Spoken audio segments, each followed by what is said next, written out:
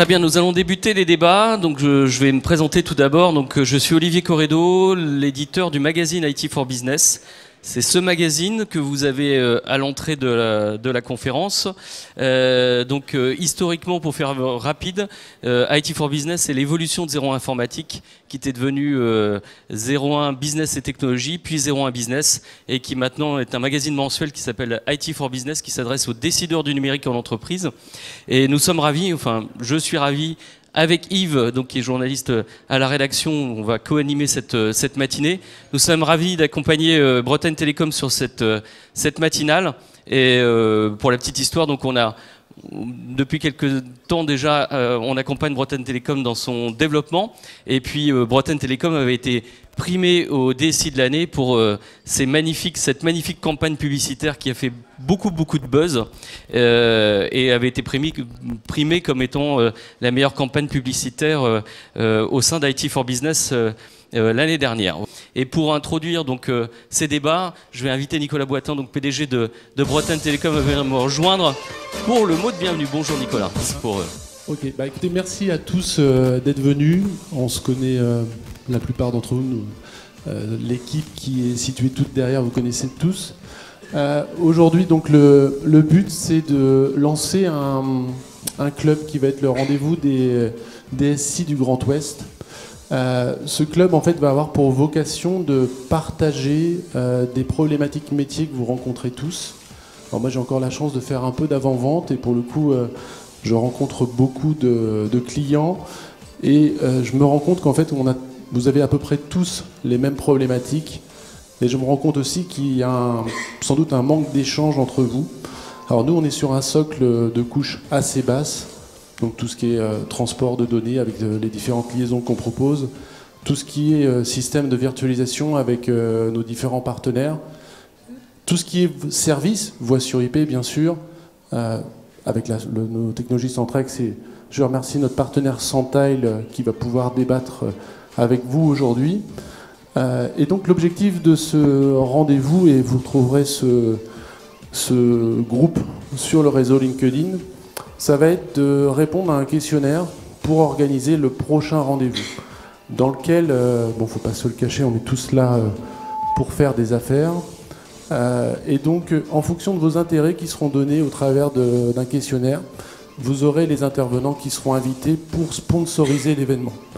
Donc cet événement sera évidemment gratuit et la fréquence, ce sera celle que vous aurez demandée avec sans doute la prochaine édition dans les 6 prochains mois. L'objectif du jour, c'est vraiment une solution qui ne sera pas push produit et donc c'est vraiment une demande qu'on a fait aux différents partenaires. Donc je les remercie tous d'être présents et c'est plutôt d'être dans une vision à 3 ans de ce qui va se faire dans le monde du cloud. En tout cas, ça va être un avis et en faisant ces différentes réunions dans le futur, on verra si on a pris le bon chemin. Nous allons rentrer tout de suite dans le vif du sujet, donc avec une première table ronde un peu qui pose un peu les bases de cette matinée. C'est comment dynamiser et protéger votre capital data.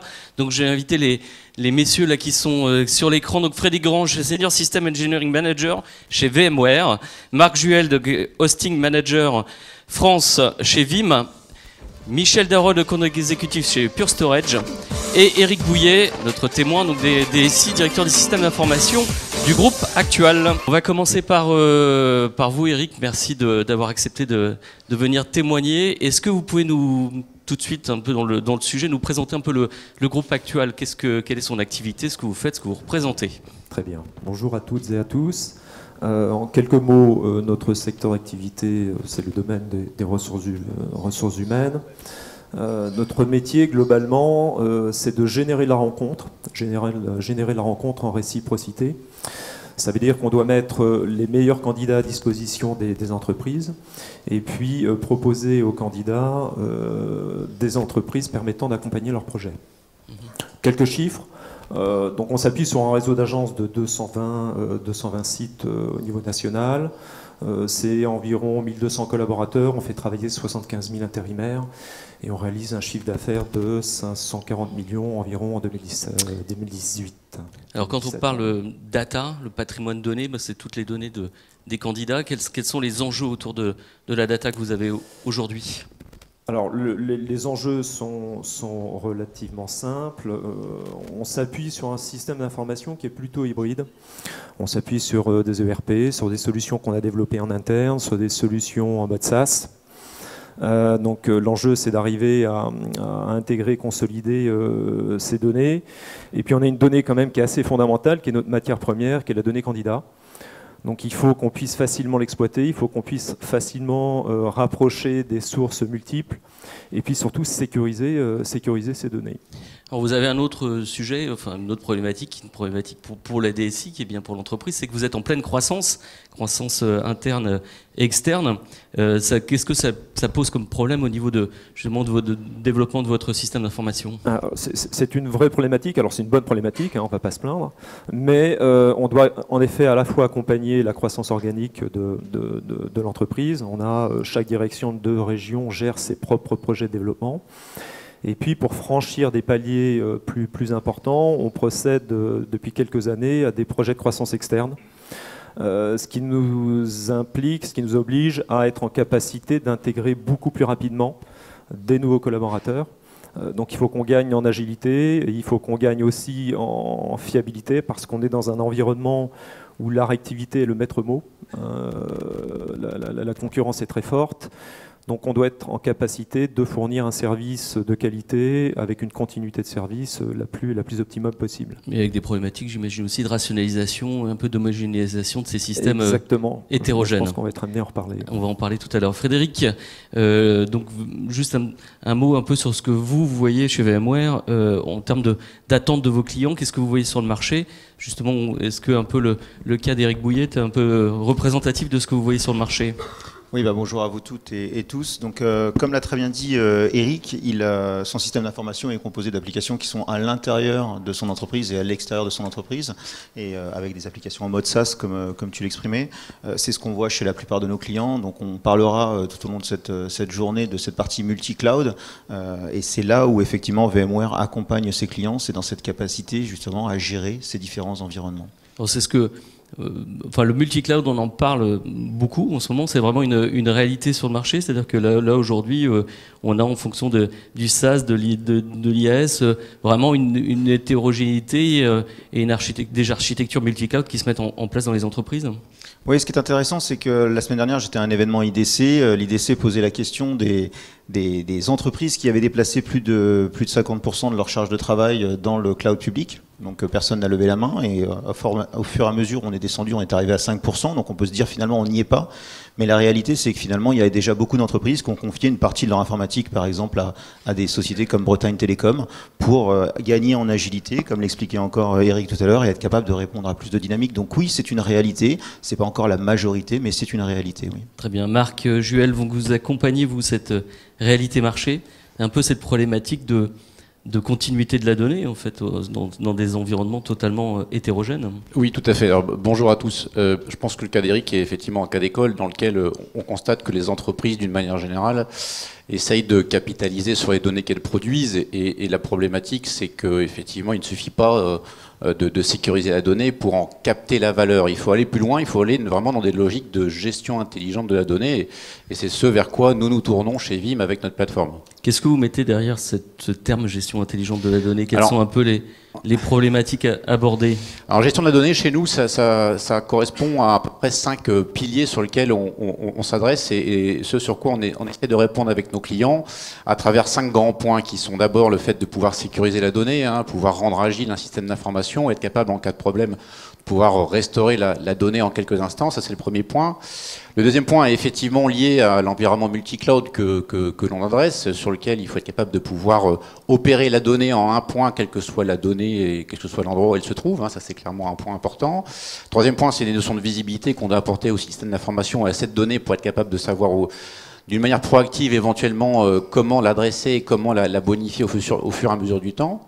Quatrième point, c'est effectivement la partie, on va dire, orchestration, sur lequel eh bien, des systèmes d'information sont maintenant vraiment challengés, doivent pouvoir être redémarrés ou entre guillemets assurer une continuité de service, quel que soit l'endroit où se trouve la donnée, dans le cloud, on-prem, en fonction des besoins.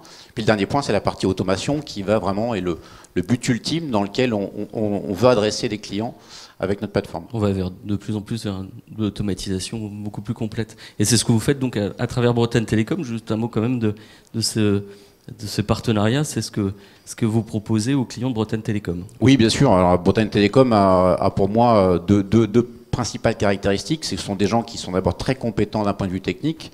Ça, c'est indéniable. Et ils sont aussi capables maintenant de pouvoir adresser la problématique complète de gestion de la donnée, quel que soit effectivement l'endroit où elle se trouve, et d'une manière quasi automatique maintenant.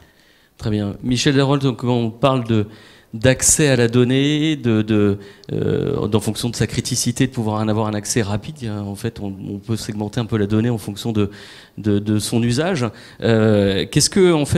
Comment évoluent pour vous les systèmes un peu de stockage? Qu'est-ce que vous voyez chez vos clients en fonction justement des enjeux autour de la data? Oui, bonjour à tous. Oui, effectivement, le stockage change beaucoup aujourd'hui. Mais il ne change pas juste pour la technologie, il change parce que les attentes des directions générales changent. C'est-à-dire qu'aujourd'hui, quand un DSI rencontre son directeur général, il lui demande quoi? Il lui demande bien sûr de faire perdurer l'IT traditionnel, mais il lui demande plus de niveau de SLA, de répondre plus favorablement aux utilisateurs. Et tout ça, bien sûr, dans un environnement compétitif, économique, où on lui demande de faire plus pour moins. Et globalement, pour répondre, vous n'avez pas beaucoup de solutions. Si vous continuez à faire ce que vous faites depuis des années, vous n'arriverez pas à atteindre ces objectifs. Donc, l'innovation est importante.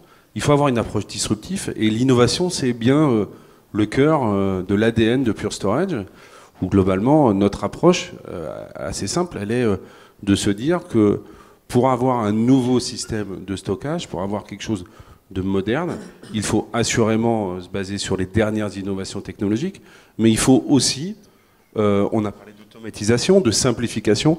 La simplification, c'est très très important, c'est un des grands messages que porte Pure, et on en parlera un peu plus dans les détails après. C'est bien sûr gérer le stockage de manière efficace, et puis enfin, c'est casser les habitudes de cycles qui existent sur ce marché, qui sont globalement, je change mes plateformes d'infrastructure tous les 4-5 ans parce que je suis obligé de le faire. Et nous, Pure Storage, on a une approche différente avec notre programme Evergreen, qui est de dire, au même titre que le bon vin, les solutions de stockage Pure Storage s'améliorent dans le temps.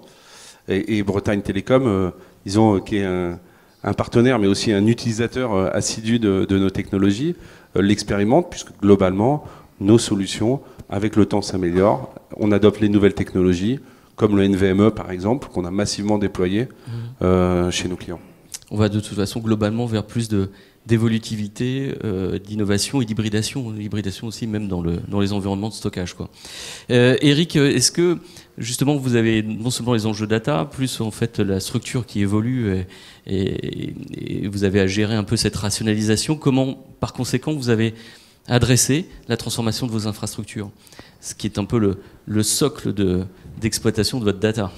Alors en fait, on est parti d'un constat relativement simple. On disposait d'une architecture à l'époque qui était plutôt vieillissante. Donc ça, c'était la base. Donc gérer une problématique d'obsolescence d'environnement technique, d'environnement aussi un petit peu hétérogène, que ce soit en termes de serveurs physiques, de stockage. Donc un vrai besoin de rationalisation, ça c'était le premier sujet. Et puis un deuxième sujet qui était globalement de comment sécuriser cet environnement à travers la mise en place d'un vrai PRA. Tout en garantissant justement l'évolutivité du système. Et si on fait la photo avant-après, c'est-à-dire ce que vous aviez avant et puis comment s'est passée votre rencontre avec Bretagne Télécom et qu'est-ce que vous avez aujourd'hui, quoi? Alors, la rencontre s'expliquait aussi par le fait qu'on avait ce sujet technique de rationalisation, de sécurisation, et puis on avait aussi une nécessité, nous, globalement, de nous recentrer, nous focaliser sur les métiers, sur les besoins de métiers, sur le support, le développement des projets, et vraiment de nous affranchir de tout ce qui était, certes, juste primordial, mais sur lequel on n'a pas vocation à développer des niveaux d'expertise multiples. Donc c'était de trouver un partenaire qui soit en capacité d'administrer ces solutions et de les faire évoluer. Voilà, donc on ne s'occupe pas des problématiques d'infrastructures techniques, des infrastructures matérielles, de l'administration de ces environnements. On ne s'occupe pas de l'évolution de ces environnements. On l'évoquait juste avant, il y a une nécessité régulièrement de revoir les firmware, de revoir les solutions techniques. Nous, on n'a pas vocation à être expert de ces sujets-là, et surtout, on doit une fois de plus se focuser vraiment sur les sujets métiers.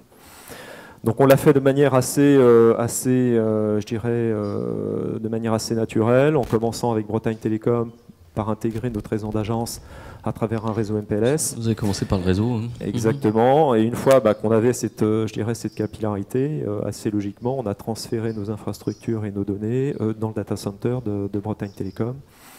Et le constat, c'est de dire qu'aujourd'hui, globalement, on dort mieux. Et puis, deuxièmement, on est réellement en capacité d'accompagner l'évolution du groupe quand on franchit une fois de plus ces paliers dans le cadre des projets de croissance externe. Ça se fait de manière beaucoup plus rapide et beaucoup plus sereine. Vous avez encore des équipements on-prime, vous avez encore des... Quelques équipements, mais c'est à la marge. On est à 90% des équipements qui ont été transférés dans la solution vCloud Data Center Bretagne Télécom. Et on a pour objectif de terminer et de transférer la totalité des environnements. Alors juste un mot aujourd'hui, est-ce que la promesse est tenue? Est-ce que le PRA, j'espère que vous l'avez testé, mais pas en conditions réelles. Est-ce que en fait, est-ce que justement vous avez cherché à bâtir un plan de sécurité, de reprise d'activité, de gagner en agilité? Est-ce qu'aujourd'hui le bilan, quel est-il? Pour moi, le bilan est très positif. En tout cas, on ne fera pas marche arrière. On a une infrastructure évolutive, donc ça, on a pu le tester à travers les derniers projets de croissance externe qu'on a mis en œuvre. On a un environnement sécurisé puisqu'on a pu tester le PRA. Donc ça, pour moi, à partir du moment où on ne l'a pas testé, le PRA ne fonctionne pas. Et on est en tout cas maintenant en capacité de manière récurrente, et ça c'est prévu avec Bretagne Télécom et même de manière contractuelle, de tester ce PRA annuellement de façon à garantir, le cas échéant, une utilisation, en tout cas une activation rapide. Très bien. On va de plus en plus, Frédéric, vers on parlait d'automatisation. Quelle est la promesse en fait? Est-ce que aujourd'hui, on commence à avoir un peu des briques de machine learning qui font qu'on va de plus en plus vers de l'automatisation complète? Quel est un peu l'état des lieux aujourd'hui sur le marché? Je pense qu'il y a deux aspects. Il y a la partie automatisation, donc c'est automatiser un certain nombre de tâches qui ne sont pas des tâches à valeur ajoutée. Donc ça, on l'a montré depuis de nombreuses années, et aussi Bretagne Télécom l'utilise au travers de nos solutions d'automatisation. On élimine effectivement des tâches qui sont pas très intéressantes. Et puis après, il y a l'étape d'après que vous mentionniez, qui est l'intelligence artificielle, ou en tout cas la capacité à ce qu'un système prenne des décisions de manière autonome. Donc ça, effectivement, aujourd'hui, nous avons des solutions chez VMware qui permettent, par exemple, de détecter de la donnée qui ne devrait pas se trouver dans une application. Donc par exemple, une application RH qui est en train de traiter un numéro de carte de crédit, ce n'est pas normal. Donc il peut y avoir des actions automatiques ou semi-automatiques qui sont prises.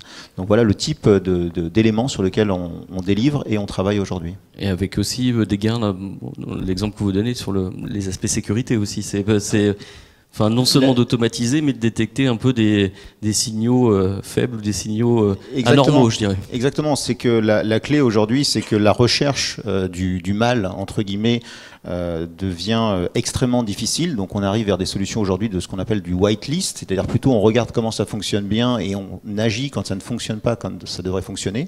Mais effectivement, c'est un but sécuritaire. La recherche, par exemple, comme je le mentionnais, d'un numéro de carte de crédit dans une base RH, ça peut répondre à des problématiques GDPR. qui sont des choses aujourd'hui où beaucoup d'entreprises, et je pense que Eric ne me contredira pas, sont très sensibles aujourd'hui. Donc effectivement, la sécurité est au cœur de cette intelligence. Oui.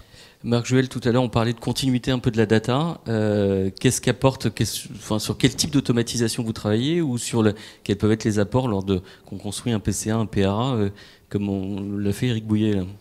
Alors, le but ultime, vraiment, côté Vim, il est de proposer, d'abord de s'appuyer sur les technologies de notre grand frère qu'est VMware. Hein. Concrètement, c'est vrai que pour refaire un peu l'historique de Vim, on est une société qui, en 10 ans, a réussi à devenir leader européen sur la partie protection de la donnée, en s'appuyant, entre autres, sur les technologies VMware, qui est vraiment, à ce titre, un compagnon de route depuis maintenant pas mal d'années.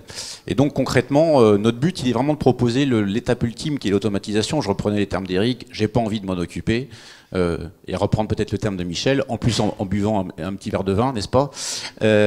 Concrètement, le but de Vim, c'est de proposer et de s'appuyer sur les algorithmes maintenant du machine learning, afin de pouvoir faire que les machines virtuelles sur lesquelles le système d'information tourne vont être capables à terme de pouvoir s'auto-gérer, s'auto-restaurer, s'auto-protéger d'une manière générale, afin vraiment de proposer une continuité d'activité totale.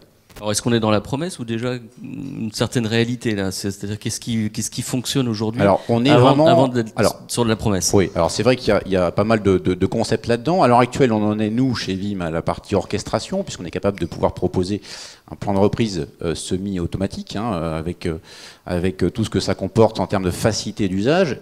Le machine learning, c'est l'étape d'après, et on y sera bientôt, puisqu'on est déjà en train de développer dessus avec nos équipes de R&D. Ce qui veut dire qu'en fait, comme on est dans des environnements multi-cloud, c'est d'avoir aussi des partenariats tels que vous l'avez avec Bretagne Télécom sur les fournisseurs de cloud. Quoi. Effectivement, les fournisseurs de cloud public, privés évidemment, le but étant d'essayer de proposer une solution complète et une plateforme qui va être capable d'agréger toute cette donnée, quel que soit l'endroit où elle se trouve. Et sur l'aspect stockage, Michel, en fait, quand on parle d'automatisation ou de machine learning, entre promesses et réalité, où en est-on?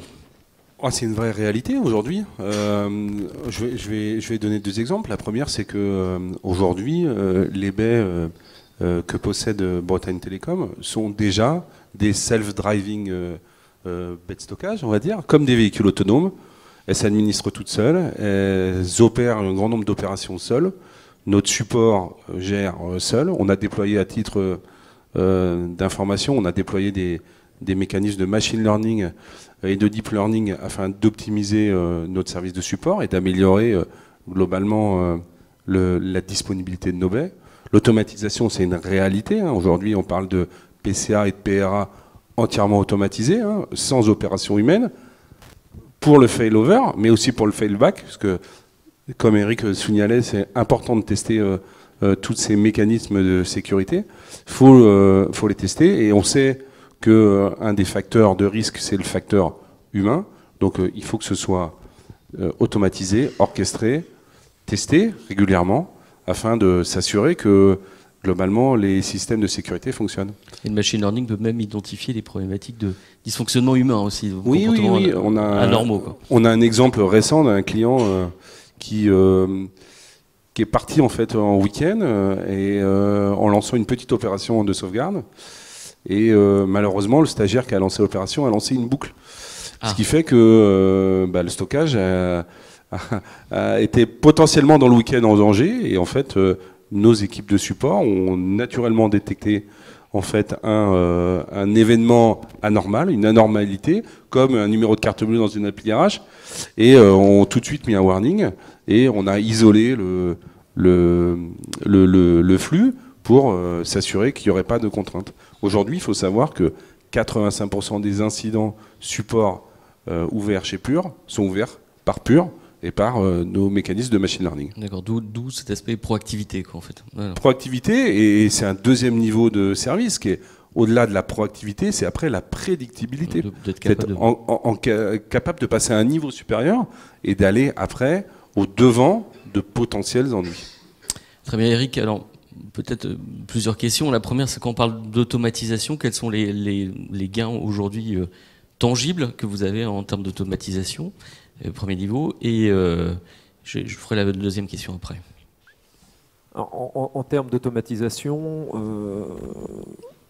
on est aujourd'hui globalement utilisateur de l'ensemble des solutions représentées là. Donc les bénéfices, vous les avez, vous les vivez? Les bénéfices, on les a.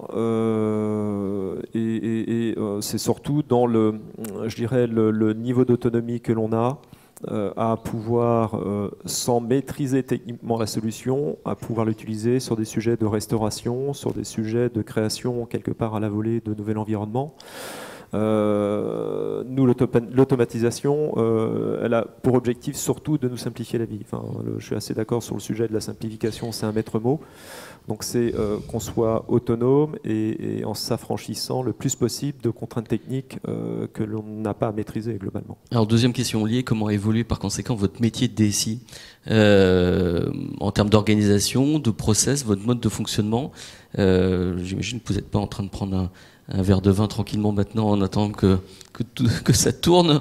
Comment vous avez vu évoluer votre métier bascule en termes d'organisation, de gouvernance ces derniers temps? Oui, en termes de gouvernance, ça évolue clairement, puisque on est, je dirais, plus en charge de ces sujets d'infrastructure qui sont primordiaux. Hein. Enfin, si la disponibilité et la sécurité n'est pas là, on n'assure rien. Par contre, il y a quand même toujours un sujet qui reste très important en termes de gouvernance, c'est le sujet de la sécurité.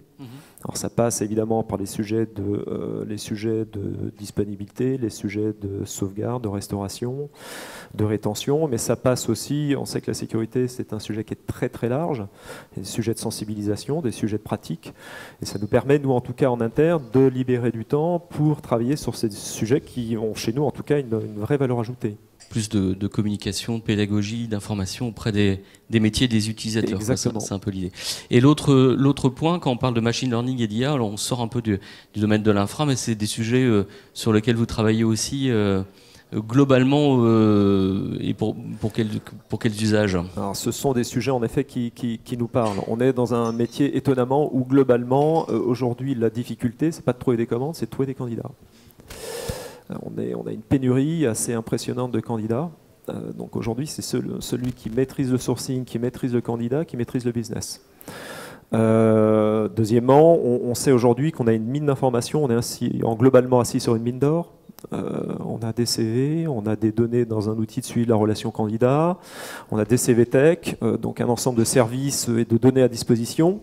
Mais on a une grosse difficulté à agréger et faire ressortir les éléments clés de ces données. Donc on est convaincu que l'IA, demain, à notre niveau, c'est vraiment comment faire ressortir à partir de sources et de canaux multiples, canaux de sourcing multiples, le bon candidat au bon moment. Du bon profiling, en fait, c'est un peu l'idée. Pour conclure un peu sur l'évolution et le futur un peu de ce qu'il y a dans les cartons chez vous, on est clairement, je pense, dans l'IA. Quelles sont un peu les promesses futures, parce qu'on a vu que là déjà la réalité était sensible et tangible, notamment chez des opérateurs comme Bretagne Télécom. Qu'est-ce qu'il y a aujourd'hui dans les cartons, ou vers quoi on tend? Aujourd'hui, il y a plusieurs éléments sur lesquels on travaille, sans y passer 2 heures. C'est tout ce qui est sécurisation des chaînes de communication. Donc, quand on parle de données aussi sensibles que les données humaines, en fait, ce qui nous intéresse demain, et ce sur quoi on investit, c'est justement le lien entre l'IA et la blockchain. La capacité à se dire, cette information, je l'ai récupérée d'une source que je veux truster et que je veux être capable de suivre dans le temps. Donc, il y a beaucoup d'évolutions sur cette partie-là. Et puis, ça touchera un peu moins le métier d'Eric. Il y a aussi beaucoup d'évolutions sur l'IA et l'IoT, c'est-à-dire le lien avec ça sera plus pour Bretagne Télécom, cette capacité à prendre des décisions dans les data centers directement. D'intégrer de plus en plus les équipements connectés. Marc Juel, sur l'aspect un peu IA, vers quoi tend-on en termes d'innovation?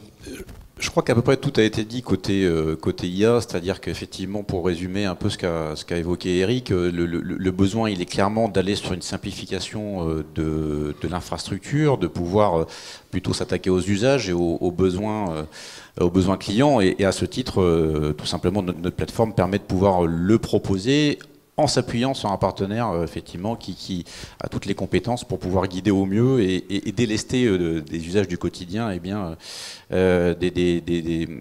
des clients qui veulent vraiment capitaliser sur les données qu'ils produisent. Hein, c'est bien ce que vous avez résumé, Eric, pour pouvoir aller au plus loin possible. Et puis les cycles d'innovation se réduisent de plus en plus, c'est-à-dire que c'est très accessible de plus en plus rapidement aux DSI présents à travers des opérateurs comme Bretagne Télécom. Effectivement. Voilà. Michel, juste un mot sur le... Un des éléments communs à toutes ces discussions, qu'on parle de l'IA, mais qu'on parle aussi, on va dire, de l'architecture plus traditionnelle, c'est la donnée. Et la donnée, on sait qu'elle explose. On sait que 90% de la donnée mondiale a été créée seulement ces 2 dernières années. Hein. Ça nous laisse des perspectives assez affolantes. Et en fait, le vrai sujet, c'est on se rend compte que cette donnée, elle est créée aujourd'hui pour une grande majorité par des machines et qu'elle est traitée par des machines. C'est-à-dire que l'humain est déjà sorti d'une partie de ces opérations. Je dirais tant mieux, parce que si dans la salle, vous posez des questions, par exemple, sur de l'analyse de log, on parle d'intelligence artificielle, mais par exemple de l'analyse de log, ce que beaucoup de clients se posent, bah, c'est une tâche qui est à la fois essentielle pour en tirer des enseignements sur la sécurité, mais c'est une tâche qui est ardue. C'est une tâche où on parlait de ressources il y a quelques minutes. Peu de ressources françaises sont disponibles pour analyser ce genre de choses. C'est des profils très techniques et c'est des tâches sur lesquelles l'intelligence artificielle a une vraie valeur ajoutée. Ce qui vient chez Pure, c'est ce qu'on a déjà un peu annoncé, c'est-à-dire globalement on a un accord, on est dans une logique de simplification de l'IT, des infrastructures. On a un accord très important avec Nvidia, qui est un leader incontesté des puces qui permettent d'analyser ce genre de typologie de données, d'intelligence artificielle, d'IoT ou de big data, d'intelligence artificielle.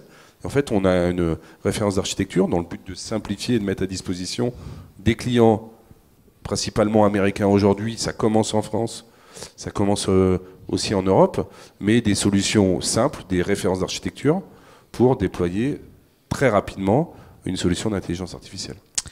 Très bien, on a Eric, juste un petit mot, vous avez un peu sur vos plans de déploiement ou peut-être des velléités de déploiement aussi à l'international en fait sur le groupe?